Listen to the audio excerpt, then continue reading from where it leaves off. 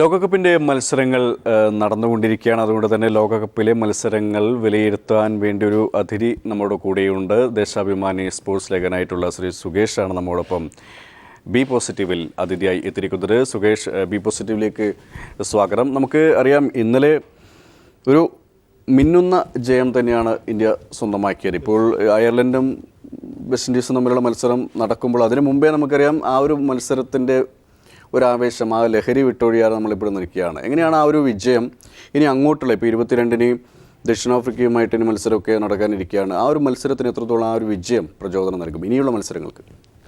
ഇപ്പോൾ നമുക്കറിയാം, ഈ കഴിഞ്ഞ കുറച്ച് നാളുകളായി ഓസ്ട്രേലിയയിൽ പര്യടനം നടത്തുകയായിരുന്ന ഇന്ത്യൻ ടീമിൻ്റെ പ്രകടനത്തിൽ നമുക്ക് ഏവർക്കും ലോകകപ്പിൽ എങ്ങനെയായിരിക്കും, ഈ ടീം മതിയാവുമോ എന്നുള്ള ആശങ്കകളായിരുന്നു കൂടുതൽ. നമുക്ക് ഈ അടുത്ത കാലത്തൊന്നും ഇന്ത്യക്ക് ഇത്രത്തോളം ആശങ്കയോടുകൂടി ലോകകപ്പിനെ സമീപിക്കേണ്ടി വന്നിട്ടില്ല എന്ന് തന്നെ പറയേണ്ടി ഇരിക്കുന്നു. എന്തുകൊണ്ടെന്നാൽ വളരെ ശക്തമായൊരു ബാറ്റിംഗ് നിര നമുക്കുണ്ടായിരുന്നു. ടെണ്ടുൽക്കറും മറ്റും അടങ്ങുന്ന നല്ലൊരു ടീമുണ്ടായിരുന്നു. എന്നാൽ പിന്നീട് വിദേശ മണ്ണുകളിൽ തിളങ്ങാതിരിക്കുന്ന കുറച്ച് താരങ്ങൾ, ഇപ്പോൾ ശിഖർ ധവാനെ പോലെ ഇത്തരത്തിലുള്ള താരങ്ങളായതിനാൽ നമുക്ക് ഏറെ സംശയമുണ്ടായിരുന്നു. ബാറ്റിംഗ് ആയിരുന്നു എന്നും ഇന്ത്യയുടെ ശക്തി. എങ്കിൽ പോലും ഈ സംശയങ്ങൾ താൽക്കാലികമായെങ്കിലും മാറ്റിവെക്കാം എന്നുള്ള രീതിയിലുള്ള ഒരു പ്രകടനമാണ് ഇന്നലെ ഇന്ത്യയുടെ ഭാഗത്തു നിന്നുണ്ടായത്. എന്തുകൊണ്ടെന്നാൽ കഴിഞ്ഞ കുറേ മത്സരങ്ങളായി 20-ലേറെ റൺ പോലും നേടാൻ വിഷമിച്ച വിരാട് കോഹ്ലി സെഞ്ചുറി നേടിയിരിക്കുന്നു. ഓസ്ട്രേലിയയിൽ തീർത്തും പരാജയമായിരുന്ന ശിഖർ ധവാൻ അദ്ദേഹം അർദ്ധ സെഞ്ചുറിക്കപ്പുറത്തുള്ള നല്ലൊരു പ്രകടനം കാഴ്ചവെച്ചിരിക്കുന്നു. ഒപ്പം തന്നെ നമ്മൾ പ്രതീക്ഷിച്ചതുപോലെ റെയ്നയിൽ നിന്നും നല്ല പ്രകടനം ഉണ്ടായിരിക്കുന്നു. ഇതിനൊക്കെ കൂടെ കൂട്ടി വായിക്കേണ്ടതാണ് നമ്മുടെ പേസ് ബൗളർമാർ കാഴ്ചവെച്ച പ്രകടനം. അവർ 4 വിക്കറ്റ് നേടിയ ഷമി ആയാലും ഒപ്പം തന്നെ അതുപോലെ തന്നെ എല്ലാവരും മോഹിത് ശർമ്മയെ പോലുള്ളവർ നല്ല രീതിയിൽ പന്തെറിഞ്ഞു എന്നുള്ളത്, ഉമേഷ് യാദവിനെയും പ്രത്യേകം എടുത്ത് പറയേണ്ടിയിരിക്കുന്നു. നല്ല രീതിയിൽ പന്തെറിഞ്ഞു എന്നുള്ളത് നമുക്ക് വളരെ പോസിറ്റീവായി കാണേണ്ടിയിരിക്കുന്നു. ഇന്നലെ പാകിസ്ഥാനെതിരെ ഒരു കണക്കിന് പറഞ്ഞാൽ ഈ ബൗളർമാരായിരുന്നു നമ്മുടെ ജയിപ്പിച്ചതെന്ന് പറയണം. എന്തുകൊണ്ടെന്നാൽ ബാറ്റിങ്ങിന് വളരെ അനുകൂലമായൊരു പിച്ചായിരുന്നു. ആദ്യ വിക്കറ്റ് പെട്ടെന്ന് നഷ്ടപ്പെട്ടെങ്കിലും പാകിസ്ഥാൻ പിന്നീട് മത്സരത്തിലേക്ക് തിരിച്ചു വരുന്നൊരു ഘട്ടമുണ്ടായിരുന്നു. അപ്പോൾ 2 വിക്കറ്റുകൾ തുടർച്ചയായി വീണതാണ് അവരെ തളർത്തിയത്.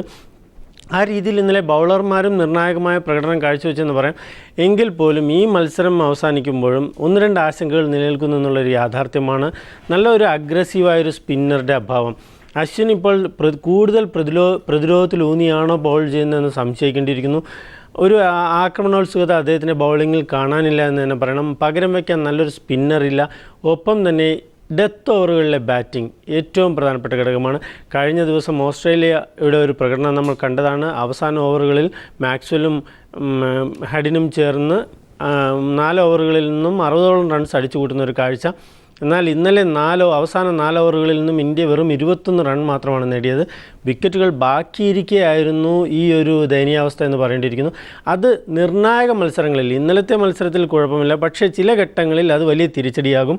പല ഘട്ടങ്ങളിലും സ്വാഭാവികമായും ഓസ്ട്രേലിയൻ ന്യൂസിലാൻഡിലെയും പിച്ചുകളിൽ തുടക്കത്തിൽ സൂക്ഷിച്ചു കളിക്കുകയും അന്തിമ ഓവറുകളിൽ തകർത്തടിക്കുകയും ചെയ്യുന്ന ഒരു രീതിയാണ് അവലംബിക്കേണ്ടത്. അതിന് ഇന്ത്യക്ക് സാധിക്കണമെങ്കിൽ ഇന്ത്യയുടെ ഡെത്ത് ഓവറുകളിലെ ബാറ്റിംഗ് കുറേ കൂടി വളരെ മെച്ചപ്പെടേണ്ടിയിരിക്കുന്നു എന്ന് തന്നെ പറയണം. അത്തരം ചില ആശങ്കകളും ഇന്നലത്തെ മത്സരത്തിന് ശേഷം നിലനിൽക്കുന്നുണ്ട്. അതോടൊപ്പം തന്നെ ഇപ്പോൾ നേരത്തെ സൂചിപ്പിച്ചതുപോലെ തന്നെ ഇപ്പോൾ ഡെത്ത് ഓവറുകളിലെ ഒരു തകർച്ച എന്ന് നമുക്ക് അതിനെ പറയാൻ പറ്റുമോ? കാരണം പ്രത്യേകിച്ച് റൺസ് എടുക്കുന്നതിനുള്ള ഒരു തിരക്കിനിടയിൽ, അല്ലെങ്കിൽ ആ ഒരു എന്താ പറയുക, ഇനി ഓവറുകളില്ല, അതിനിടയിൽ മാക്സിമം റൺസ് എടുക്കുക, അതിനിടയിലുള്ള ഒരു ഇതായിട്ട് അതിനെ കാണാൻ സാധിക്കില്ല. അതോടൊപ്പം തന്നെ നമുക്കിപ്പം മുൻനിര ബാറ്റ്സ്മാൻമാരുടെ ഒരു ഫോം, അവർ മികച്ചൊരു അടിത്തറ ഉണ്ടാക്കി വെച്ചു. പിന്നെ ഇനി അതിൻ്റെ കൂടെ കുറച്ച് റൺസുകൾ കൂട്ടുക, അതിൻ്റെ ഇടയിൽ ഇവിടെ ഒരു പാളിച്ച, അല്ലെങ്കിൽ ആ രീതിയിൽ എങ്ങനെ? അത് വ്യക്തമായി തന്നെ പറയേണ്ടിയിരിക്കുന്നു. എന്തുകൊണ്ടെന്നാൽ നമുക്കറിയാം, ഇത്തരം മത്സരങ്ങളിൽ, ലോകകപ്പ് പോലുള്ള വേദികളിൽ നമുക്ക് പിന്നീട് അവസരമില്ല. ഇന്ത്യക്ക് ഏറെ നാളായി തുടരുന്ന ഒരു പ്രശ്നമാണിത്. ഇന്നലത്തെ മത്സരത്തിൽ പാകിസ്ഥാൻ വളരെ കുറഞ്ഞൊരു സ്കോറിന് പുറത്തായതുകൊണ്ട് നമുക്കതിൽ ആശ്വസിക്കാം. എന്നാൽ ഓസ്ട്രേലിയയും ദക്ഷിണാഫ്രിക്കയും പോലുള്ള ടീമുകൾക്കെതിരെ ഇതേ പിച്ചിൽ കളിക്കുമ്പോൾ ആദ്യം ബാറ്റ് ചെയ്യാൻ അവസരം കിട്ടാവുന്ന പരമാവധി റൺസ് അടിച്ചു കൂട്ടുക എന്നുള്ളത് തന്നെയായിരിക്കണം ലക്ഷ്യം. 24 പന്തിൽ വെറും 21 റൺസ് മാത്രമാണ് നേടിയതെന്ന് പറയുമ്പോൾ അവസാനത്തെ 4 ഓവറുകളിൽ ആ രീതിയിലാണെങ്കിൽ അതും വിക്കറ്റ് ബാക്കിയിരിക്കെ ധോണിയെ പോലുള്ള, രവീന്ദ്ര ജഡേജയെ പോലുള്ള ബാറ്റ്സ്മാൻമാരുണ്ട്.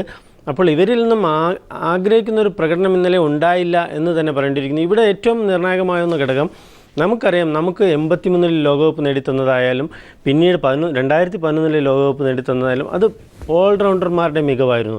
നേരത്തെ മൊഹീന്ദർ അമർനാഥിനെയും റോജർ ബിന്നിയെയും പോലുള്ള മദൻലാലിനെയും പോലുള്ളവരായിരുന്നെങ്കിൽ 2011-ൽ അത് യുവരാജ് സിംഗ് എന്ന ഒറ്റയാൻ്റെ ഒരു മികവും ഒപ്പം തന്നെ ടീം ഒന്നിച്ച് അദ്ദേഹത്തിനൊപ്പം നിന്നെന്നുള്ളത് കൂടിയാണ്. അത്തരത്തിൽ നിൽക്കാവുന്ന ഒരു ഓൾറൗണ്ടർ മധ്യനിരയിൽ അത്തരം ഓൾറൗണ്ടർമാരുടെ കുറവുണ്ട് എന്നുള്ളതൊരു യാഥാർത്ഥ്യം തന്നെയാണ്. സ്റ്റുവേർട്ട് ബിന്നിയെ പോലുള്ള ഒരു നമ്മൾ അഡ്ജസ്റ്റ് ചെയ്ത് കൊണ്ടുപോയ ചില ഓൾറൗണ്ടർമാരല്ലാതെ രവീന്ദ്ര ജഡേജ പലപ്പോഴും ഇപ്പോഴൊരു ബൗളർ മാത്രമായി മാറുന്നത് നമ്മൾ കാണുന്നുണ്ട്. അദ്ദേഹത്തിന് ബാറ്റിംഗ് മികവ് പഴയ പോലെ നിലനിൽക്കുന്നില്ല, അല്ലെങ്കിൽ ഇല്ല എന്നുള്ളൊരു പ്രശ്നമുണ്ട്. ആ രീതിയിൽ ചിന്തിക്കുമ്പോൾ അവസാന ഓവറുകളിൽ ഇന്നലത്തെ പ്രകടനം മോശമായിരുന്നു എന്ന് തന്നെ പറയേണ്ടിയിരിക്കുന്നു. പല ഘട്ടങ്ങളിൽ നിന്നും ഇന്ത്യയിൽ നിന്നും ഈ പ്രകടനം ഉണ്ടായിട്ടുണ്ട് എന്നുകൂടെ കാണണം. മറ്റു ചില ടീമുകൾ, കുറച്ചുകൂടി ഓസ്ട്രേലിയയും സൗത്ത് ആഫ്രിക്കയും പോലുള്ള ടീമുകൾ ഇത്തരം ഓവറുകളിൽ, അല്ലെങ്കിൽ വെസ്റ്റ് ഇൻഡീസിനെ പോലുള്ള ടീമുകൾ പോലും ഇത്തരം അന്തിമഘട്ടങ്ങളിൽ കാഴ്ചവെക്കുന്ന പ്രകടനം വളരെ മികച്ചതാണ്. അത് കളിയിൽ നിർണായകമാണ്. ആ ഓരോ റൺസും നിർണായകമാണ്. അതുകൊണ്ടാണ് ഞാൻ പറഞ്ഞത് അത് വലിയൊരു പ്രശ്നമായി മാറാൻ സാധ്യതയുണ്ട്. എങ്കിൽ പോലും ഇന്നലെ പാകിസ്ഥാനെതിരെ ടീം ഫോമിൽ തിരിച്ചെത്തിയിരിക്കുന്നു. നമുക്ക് ഈ ലോകകപ്പിൽ തുടക്കത്തിൽ തന്നെ ദക്ഷിണാഫ്രിക്കയെ പോലുള്ള വെസ്റ്റ് ഇൻഡീസിനെ പോലുള്ള ടീമുകളെ അടുപ്പിച്ച് തുടക്കത്തിൽ തന്നെ നേരിടേണ്ടി വരുന്ന ഘട്ടത്തിൽ ഫോമില്ലാത്തൊരു ഇന്ത്യൻ ടീമായിരുന്നു. അവർ ആദ്യ മത്സരത്തിൽ തന്നെ ഫോമിൻ്റെ ട്രാക്കിലേക്ക് തിരിച്ചെത്തിയിരിക്കുന്നു എന്നുള്ളത് വളരെ പോസിറ്റീവായി തന്നെ കാണണം. ഇപ്പോൾ ഈ കപ്പ് നിലനിർത്താൻ നമുക്ക് സാധിക്കുമെന്നുള്ളൊരു പ്രതീക്ഷയെങ്കിലും ഉണ്ടായിരിക്കുകയാണ്. തീർച്ചയായിട്ടും ഇപ്പോൾ നമുക്കറിയാം, പാകിസ്ഥാനെ ആദ്യ മത്സരത്തിൽ തന്നെ തോൽപ്പിക്കുക എന്ന് പറയുന്ന ഒരു വലിയ കോൺഫിഡൻസ്, ആത്മവിശ്വാസം ടീം ഇന്ത്യക്ക് നൽകിയിട്ടുണ്ട്. അപ്പോൾ പാളിച്ചകൾ ഒരുപാടുണ്ട്. ഇപ്പോൾ നേരത്തെ സൂചിപ്പിച്ചതുപോലെ തന്നെ ആ പാളിച്ചകളെ മറികടക്കാൻ ഈ ഒരു ആത്മവിശ്വാസം എത്രത്തോളം മുതൽക്കൂട്ടാകും? ഇപ്പോൾ നമുക്കറിയാം, ഈ 3 താരങ്ങൾ ധോണി, റെയ്ന, അശ്വിൻ തുടങ്ങി ഈ 3 താരങ്ങൾക്ക് മാത്രമാണ് മുൻ ലോകകപ്പിൻ്റെ പരിചയമുള്ളത്. ഇത്രത്തോളം പരിചയസമ്പത്ത് കുറഞ്ഞ ഒരു ടീമിനെ ആദ്യമായിരിക്കും ചിലപ്പോൾ ഇന്ത്യ ലോകകപ്പിന് അയക്കുന്നത് ഈ അടുത്ത കാലത്ത് എന്ന് തന്നെ പറയേണ്ടിയിരിക്കുന്നു. അതുകൊണ്ട് തന്നെ അതും ഇന്ത്യക്കാർക്ക് സ്വാഭാവികമായും ഫോം കണ്ടെത്താൻ ഏറെ വിഷമമുള്ള ഓസ്ട്രേലിയയിലെയും ന്യൂസിലാൻഡിൻ്റെയും പിച്ചുകളിലാണ് കളി എന്നുള്ളത് കൂടി നിർണായകമാകുന്നു. നമ്മുടെ ബാറ്റ്സ്മാൻമാർക്ക് അത്രത്തോളം പരിചിതമുള്ള സാഹചര്യമല്ല. നമ്മുടെ ബൗളർമാർക്ക് ആ സാഹചര്യമായി ഇണങ്ങുവാൻ ഏറെ സമയമെടുക്കും. ഒരു പര്യടനം അവിടെ നടന്നിട്ടുണ്ടെങ്കിൽ, ഇതിനു മുമ്പ് ഒരു പര്യടനം കുറച്ച് നാളുകൾ അവിടെ കളിക്കാൻ സാധിച്ചെങ്കിൽ പോലും കുറേ കൂടി അവർക്ക് അത്രത്തോളം സമയം കിട്ടി, അല്ലെങ്കിൽ മത്സര പരിചയം ഉണ്ടായി എന്ന് പറയാനാവില്ല. ആ നിലയ്ക്ക് നോക്കുമ്പോൾ ഈ ടീമിൻ്റെ ഇന്നലത്തെ പ്രകടനം ഭേദപ്പെട്ടത് തന്നെയാണ്. വിരാട് കോഹ്ലിയെ പോലുള്ള ഏത് പിച്ചിലും നല്ല രീതിയിൽ കളിക്കാൻ കഴിയുന്ന ബാറ്റ്സ്മാൻമാർ നമുക്കുണ്ട്. ഒപ്പം തന്നെ നമ്മുടെ ബൗളർമാർ അച്ചടക്കത്തോടെ പന്തെറിഞ്ഞു എന്നുള്ളതൊരു യാഥാർത്ഥ്യം തന്നെയാണ്. ലോകകപ്പിൻ്റെ പരിചയമില്ലെങ്കിൽ പോലും ഉമേഷ് യാദവിനെയും ഷമിയെയും പോലുള്ളവർ മറ്റ് ദക്ഷിണാഫ്രിക്കയിലും ഇംഗ്ലണ്ടിലും മറ്റും പന്തെറിഞ്ഞ്, അല്ലെങ്കിൽ ഓസ്ട്രേലിയയിൽ തന്നെ ഇതിനു മുമ്പുള്ള പരമ്പരയിൽ പന്തെറിഞ്ഞ് പരിചയമുണ്ട്. അതെല്ലാം ഉപയോഗിച്ചുകൊണ്ട് എല്ലാം ഒത്തുചേർന്ന് ടീം ഈ ഒരു ഘട്ടത്തിൽ ഈ ഒരു ഫോമിലേക്ക് ഉയരുകയാണെങ്കിൽ തീർച്ചയായും വലിയ സാധ്യത തന്നെയാണുള്ളത്.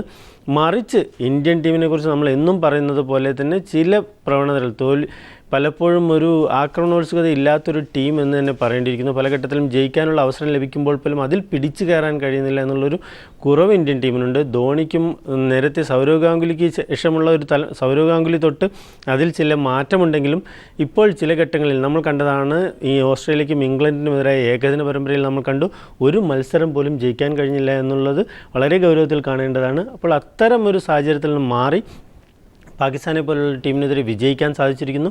അപ്പോൾ നമ്മളൊരു വിജയ ട്രാക്കിൽ തിരിച്ചെത്തിയത് ആത്മവിശ്വാസം പകരുമെന്നുള്ളത് യാഥാർത്ഥ്യം തന്നെയാണ്. സത്യമാണ്. അതോടൊപ്പം തന്നെ ഈ മത്സരം ആരംഭിക്കുന്നതിന് മുമ്പ് ഉള്ള ഒരു വിലയിരുത്തലുണ്ടായത് ഇന്ത്യൻ ബാറ്റിങ്ങും പാക് ബൗളിങ്ങും തമ്മിലുള്ള ഒരു പോരാട്ടമാണ് നടക്കുന്നത്. ഒരു പക്ഷേ അത് ഇന്നലെ ഉണ്ടായി. അതിൽ ഇന്ത്യൻ ബാറ്റിംഗ് വിജയിക്കുകയും ചെയ്തു.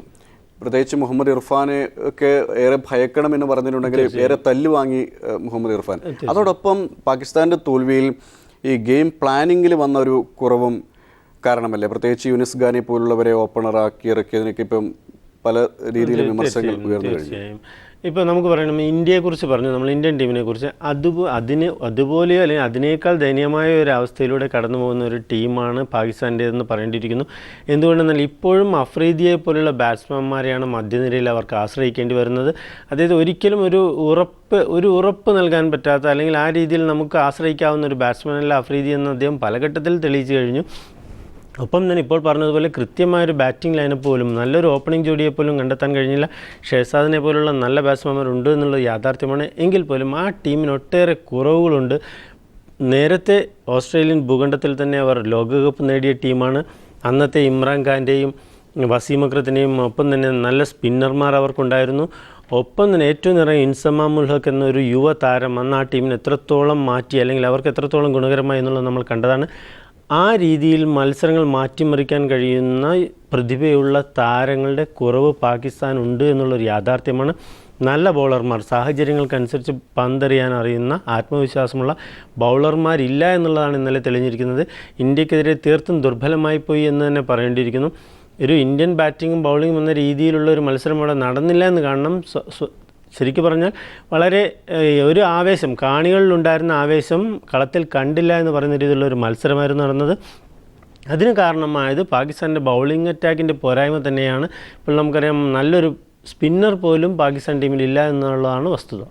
ഇന്ത്യയുടെ മിന്നുന്ന ത്രസിപ്പിക്കുന്ന ജയം ഇന്നലെ പാകിസ്ഥാനുമായി നടന്ന മത്സരത്തിൽ ഇന്ത്യ മികച്ച ജയമാണ് നേടിയെടുത്തത്. അതോടൊപ്പം തന്നെ നമുക്ക് സുകേഷ് 22-ന് ദക്ഷിണാഫ്രിക്കയുമായി നടക്കുന്ന മത്സരം, അതോടൊപ്പം തന്നെ ദക്ഷിണാഫ്രിക്കയുടെ ഇന്നലെ സിംബാബ്വേയോട് എടുത്ത കളി നമ്മൾ വിശകലനം ചെയ്യുമ്പോൾ ഒരുപക്ഷെ ഒരു അട്ടിമറി മണത്ത ഒരു മത്സരത്തിൽ നിന്നാണ് സിംബാബ്വേയിൽ നിന്നും ദക്ഷിണാഫ്രിക്ക വിജയം പിടിച്ചെടുത്തത് എന്ന് പറയാൻ സാധിക്കും. ആ ഒരു നിലനിൽ നോക്കുമ്പോൾ ദക്ഷിണാഫ്രിക്ക എന്ന് പറയുന്ന ഒരു ടീം ഇന്നും ലോകത്തെ വമ്പൻ ടീമുകളിൽ പ്രധാനപ്പെട്ട ഒരു ടീം, ആ ടീമിൻ്റെ സാധ്യതകൾ, അതോടൊപ്പം തന്നെയുള്ള ഇന്ത്യയുമായിട്ടുള്ള മത്സരം എങ്ങനെ നമുക്ക് കാണാം? ഇപ്പോൾ പറഞ്ഞതുപോലെ ക്രിക്കറ്റിൽ പലപ്പോഴും ചിലപ്പോൾ പ്രവചിക്കാൻ കഴിയാത്ത സാഹചര്യങ്ങളുണ്ടാവും. ഇപ്പം തന്നെ സിംബാബ്വെ തീർത്തും മോശക്കാരല്ല, ഏറെ നാളായി ലോക ക്രിക്കറ്റിൽ നിലനിൽക്കുന്ന ഒരു ടീമാണ്. എങ്കിൽ പോലും അവർക്ക് വേണ്ടത്ര ഒരു ഉയർന്നു വരാൻ സാധിച്ചില്ല എന്നുള്ളൊരു വസ്തുതയാണ്.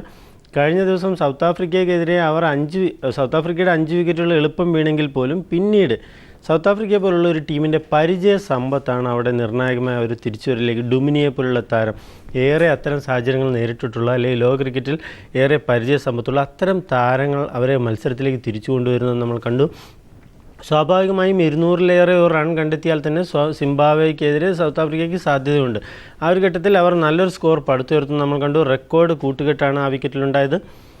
ആ രീതിയിൽ ഒരു പരിചയ സമ്പത്ത് കൊണ്ട് മാത്രമാണ് ചില ഘട്ടങ്ങളിൽ അത് പരാജയപ്പെടാം. ഇന്ത്യയും പാകിസ്ഥാനെയും ഓസ്ട്രേലിയയും പോലുള്ള ടീമുകൾ ചെറിയ രാജ്യങ്ങളോട് അല്ലെങ്കിൽ ക്രിക്കറ്റിലെ ചെറിയ ശക്തികളോട് പരാജയപ്പെട്ടത് ലോകകപ്പിൽ തന്നെ പല ഘട്ടത്തിൽ നമ്മൾ കണ്ടതാണ്. ആ ഒരു മത്സരത്തിൻ്റെ അടിസ്ഥാനത്തിൽ മാത്രം ദക്ഷിണാഫ്രിക്കയെ കുറച്ച് കാണാൻ സാധിക്കില്ല ഇന്ത്യക്ക് എന്ന് തന്നെ പറയേണ്ടിയിരിക്കുന്നു.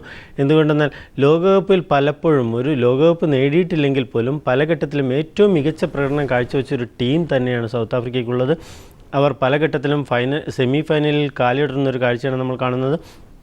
എങ്കിൽ പോലും നല്ലൊരു നിര തന്നെ, നല്ല ഡിവില്ലിയേഴ്സിനെ പോലുള്ള ഒരു മികച്ച ബാറ്റ്സ്മാൻ അവർക്കുണ്ട്. ഡിക്കോക്കിനെ പോലുള്ള നല്ല പുതിയ താരങ്ങൾ അവർക്കുണ്ട്. ബൗളിങ്ങിൽ സ്റ്റെയിനിനെ പോലുള്ള ബൗളർമാർ, അവർക്ക് എന്നും പ്രതീക്ഷ അർപ്പിക്കാവുന്ന ബൗളർമാർ തന്നെയാണ് സ്റ്റെയിൻ. അപ്പോൾ വളരെ ശക്തമായൊരു ടീം തന്നെയാണ്. നിലവിലെ സാഹചര്യത്തിൽ വളരെ പരിചയസമ്പന്നരടങ്ങുന്ന ഏറെ മത്സരപരിചയമുള്ള ഇത്തരം ഓസ്ട്രേലിയ പോലുള്ള പിച്ചുകളിൽ ഏറെ മത്സരപരിചയമുള്ള ആ പിച്ചുകളെ ശരിക്കും അറിയാവുന്ന കളിക്കാർ തന്നെ അവർക്കുണ്ട്. അതുകൊണ്ട് അവരെ ഈ ആത്മവിശ്വാസം കൊണ്ട്, പാകിസ്ഥാനെതിരെ നേടിയ ഒരു ആത്മവിശ്വാസം കൊണ്ട് മാത്രം അവരെ തോൽപ്പിക്കാൻ പറ്റുമെന്നുള്ളത് വ്യാമോഹമായി പോകും. പൂർണ്ണമായ അർത്ഥത്തിൽ എല്ലാ മേഖലയിലും ശക്തമായ പ്രകടനം കാഴ്ചവെച്ചാൽ, പ്രത്യേകിച്ച് എടുത്തു പറയേണ്ടത് ഫീൽഡിങ്ങിൽ ഇന്ന് ലോകത്തിലെ ഏത് ടീമിനേക്കാളും മികച്ചു നിൽക്കുന്നതാണ് ദക്ഷിണാഫ്രിക്ക. അപ്പോൾ എല്ലാ കാര്യത്തിലും അവർക്കൊപ്പം നിൽക്കുന്ന പ്രകടനം കാഴ്ചവെച്ചാൽ മാത്രമേ ഇന്ത്യക്ക് അവരെ മറികടക്കാൻ സാധിക്കുകയുള്ളൂ. അതുകൊണ്ട് തന്നെ ടീം ഈ ഒരു ആത്മവിശ്വാസം അല്ലെങ്കിൽ പാകിസ്ഥാനെതിരായ ജയത്തിൽ മുഴുകിപ്പോയ അല്ലെങ്കിൽ ആ ജയത്തിൻ്റെ ഒരു ലഹരിയിൽ മുങ്ങിപ്പോയാൽ ദക്ഷിണാഫ്രിക്കയ്ക്കെതിരെ പ്രയാസമാകുമെന്ന് പറയേണ്ടി വരും. തീർച്ചയായിട്ടും ഇപ്പോൾ ഡൊമിനി, ഡിവിലിയേഴ്സ്, മില്ലറെ പോലുള്ള ലോകോത്തര ബാറ്റ്സ്മാൻമാരുണ്ട്. അവരോട് മത്സരിക്കുമ്പോൾ നേരത്തെ സൂചിപ്പിച്ചതുപോലെ തന്നെ ഇപ്പം ഷമി ഇന്നലെ 4 വിക്കറ്റ് വീഴ്ത്തി, അതോടൊപ്പം തന്നെ ഉമേഷ് യാദവ് തുടങ്ങിയ പേസർമാർ ഒരു ഭേദപ്പെട്ട പ്രകടനം എന്ന് തന്നെ കാഴ്ചവെക്കും. പക്ഷേ അതോടൊപ്പം തന്നെ സ്പിൻ ഇപ്പം അശ്വിൻ ഇന്നലെ 8 ഓവറൊക്കെ വഴങ്ങിയിട്ട് 1 വിക്കറ്റ് മാത്രമാണ് ലഭിച്ചത്. ആ ബൗളിംഗ് എത്രമാത്രം നമുക്ക് ദൗർബല്യമുണ്ട്? നമുക്ക് ഇന്നലെ പറഞ്ഞത് നമ്മുടെ ബൗളിങ്ങിനെ കുറിച്ച് ആർക്കും അത്ര പ്രതീക്ഷയില്ല എന്നുള്ളതാണ് യാഥാർത്ഥ്യം. ഇപ്പോൾ ഭുവനേഷ് കുമാറിനെ പോലുള്ള നല്ലൊരു താരം പുറത്തിരിക്കുന്നുണ്ടെങ്കിൽ പോലും വലിയ ഒരു കുറവായി തോന്നില്ല. എന്തുകൊണ്ടെന്നാൽ ഭുവനേഷ് കുമാറിന് അത്രത്തോളം ഒരു മികവ് എന്ന് അവകാശപ്പെടാനില്ല. തമ്മിൽ ഭേദമുള്ള ബൗളർമാരെ വെച്ചാണ് നമ്മൾ പുറത്തേക്ക് പോകുന്നതെന്ന് കാണുന്നു. ഇഷാന്ത് ശർമ്മ പരിക്കേറ്റ് പുറത്തു പോകുന്നു. അപ്പോൾ ഇതിൽ പകരം വരുന്ന മോഹിത് ശർമ്മയും ഒപ്പം തന്നെ നിൽക്കാൻ കഴിയുന്ന ആളാണ്. അപ്പോൾ വലിയ അത്ര ഇപ്പോൾ ഡെയിൽ സ്റ്റെയിനെ പോലുള്ള ഒരു താരമായിരുന്നെങ്കിൽ സൗത്ത് ആഫ്രിക്കയ്ക്ക് അദ്ദേഹം കളിക്കാതിരുന്നാൽ വലിയ നഷ്ടമെന്ന് പറയാൻ സാധിക്കും. അത്തരത്തിലുള്ള ഒരു ബൗളർ നമ്മുടെ ഭാഗത്തില്ല എന്നുള്ളത് വലിയ ഒരു യാഥാർത്ഥ്യം തന്നെയാണ്. സ്പിന്നിൻ്റെ കാര്യം പറയുമ്പോൾ പ്രത്യേകിച്ചും അശ്വിന് ഞാൻ പറഞ്ഞു, അശ്വിൻ തൻ്റെ കരിയറിൻ്റെ തുടക്കത്തിൽ കുറേ കൂടെ അഗ്രസീവായിരുന്നു. അദ്ദേഹത്തിന് ഒരു വിക്കറ്റ് കിട്ടാനുള്ള ഒരു തൃഷ്ണ അദ്ദേഹത്തിന് ഉണ്ടായിരുന്നു. എന്നാൽ ഇന്ന് അത് കുറച്ച് ഡിഫെൻസീവായി അദ്ദേഹത്തിന് ബാറ്റിങ്ങിലൂടെ ശ്രദ്ധിക്കുന്നതുകൊണ്ടാണോ എന്നറിയില്ല, എങ്കിൽ പോലും അദ്ദേഹം ബൗളിങ്ങിൽ അത്രത്തോളം അഗ്രസീവ് അല്ല എന്ന് പറയേണ്ടിയിരിക്കുന്നു. അദ്ദേഹത്തിന് പല ഘട്ടത്തിലും നമ്മൾ കണ്ടതാണ് മികച്ച പ്രകടനം. നമ്മുടെ ചില പഴയ അനിൽ കുംബ്ലെയെ പോലുള്ള ഇത്തരം വെങ്കടപതി രാജുവിനെ പോലുള്ള സ്പിന്നർമാരിൽ നിന്നും അവർ 2, 3, 4 വിക്കറ്റ് നേടുന്ന കാഴ്ച നമ്മൾ പതിവായി കണ്ടിട്ടുണ്ട്. എന്നാൽ അശ്വിനിൽ നിന്നും അത്തരം പ്രകടനങ്ങൾ വളരെ അത്യപൂർവമായി മാത്രമേ കാണാൻ സാധിക്കുന്നുള്ളൂ. ഒരു ശരാശരി സ്പിന്നറായി മാത്രം, ഒരു ഓൾറൗണ്ടർ എന്ന നിലയിലാണോ അദ്ദേഹം ടീമിൽ നിൽക്കുന്നതെന്ന് പോലും സംശയിക്കേണ്ടിയിരിക്കുന്നു.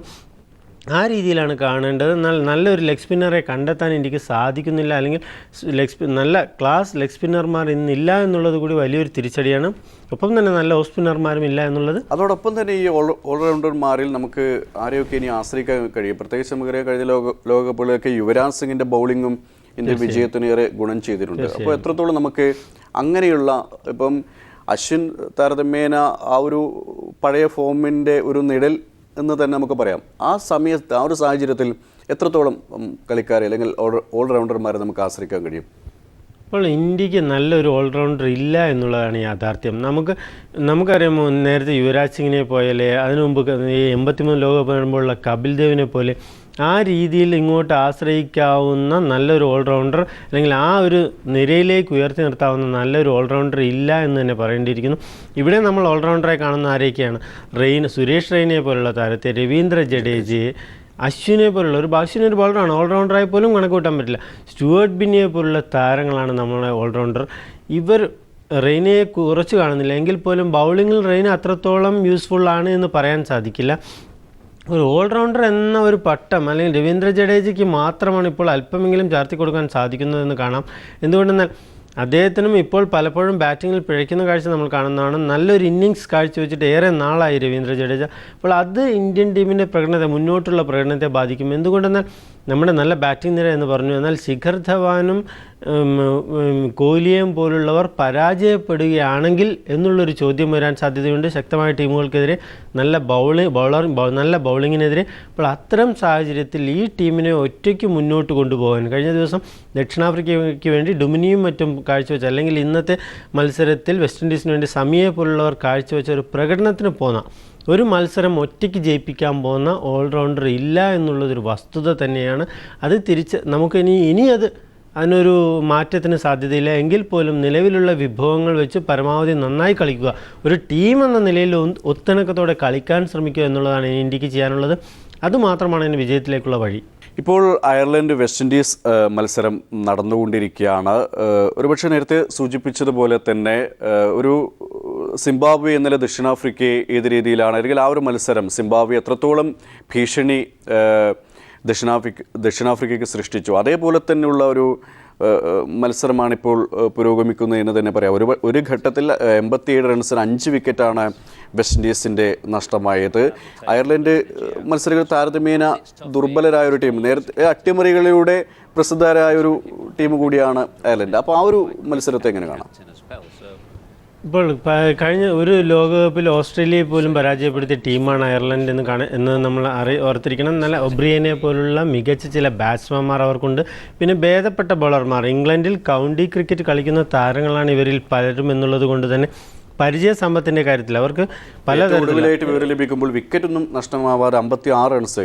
തീർച്ചയായും വളരെ രസകരമായൊരു ടോട്ടൽ തന്നെ, അല്ലെങ്കിൽ ഒരു സ്കോർ തന്നെയാണെന്ന് പറയേണ്ടിയിരിക്കുന്നു. എന്തുകൊണ്ടെന്നാൽ വെസ്റ്റ് ഇൻഡീസിനെ വളരെ ചെറിയ സ്കോറിൽ ഒതുക്കാവുന്ന ഒരു സാഹചര്യം ഉണ്ടാക്കിയെങ്കിൽ പോലും പിന്നീട് അത് നഷ്ടപ്പെടുത്തി. എങ്കിൽ പോലും ഇപ്പോൾ ബാറ്റിങ്ങിൽ തങ്ങൾക്ക് അതിനും പോകുന്നവരാണ്, തങ്ങൾ ബാറ്റ് ചെയ്തും ആ സ്കോർ ചേസ് ചെയ്യാൻ പോകുന്നവരാണെന്ന് തെളിയിക്കുന്ന ഒരു തുടക്കമാണ് ഇപ്പോൾ അയർലൻഡിൻ്റെ ഭാഗത്തുനിന്ന് ഉണ്ടാക്കിയിരിക്കുന്നത്.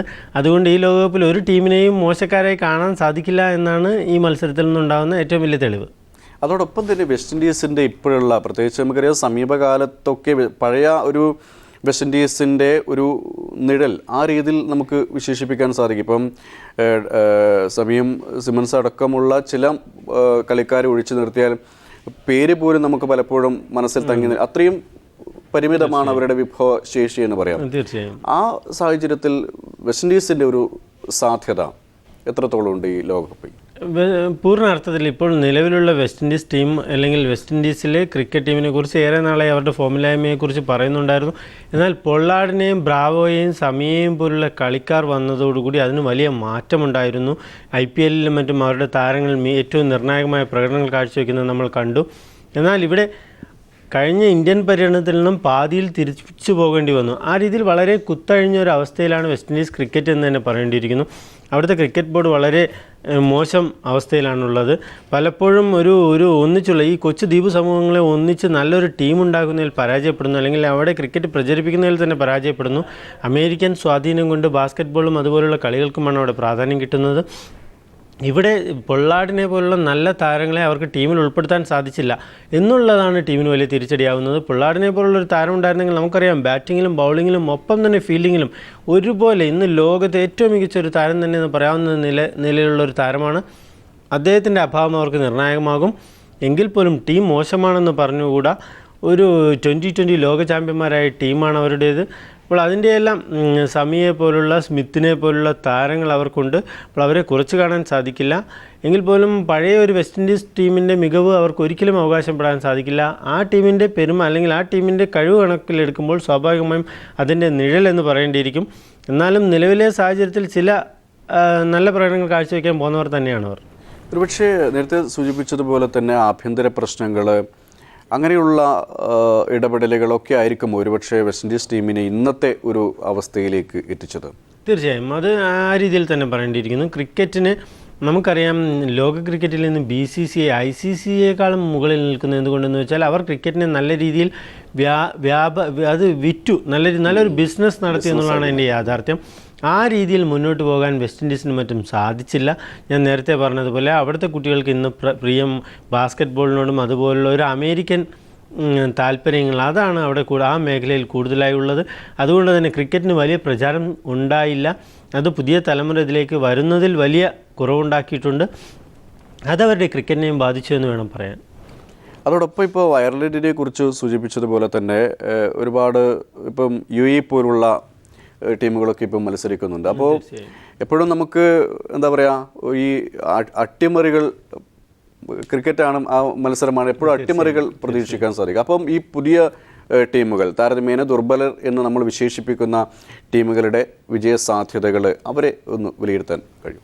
ഇപ്പോൾ UAE അയർലൻഡിനെയും പോലുള്ള ടീമുകൾ അവർ 1-2 മത്സരങ്ങൾ ഇത്തരത്തിൽ ഒരു മത്സരമെങ്കിലും അട്ടിമറി നടത്താനുള്ള സാധ്യത നമ്മൾ കാണുന്നു. ഏത് ലോകകപ്പിലും അത് കാണുന്നതാണ്.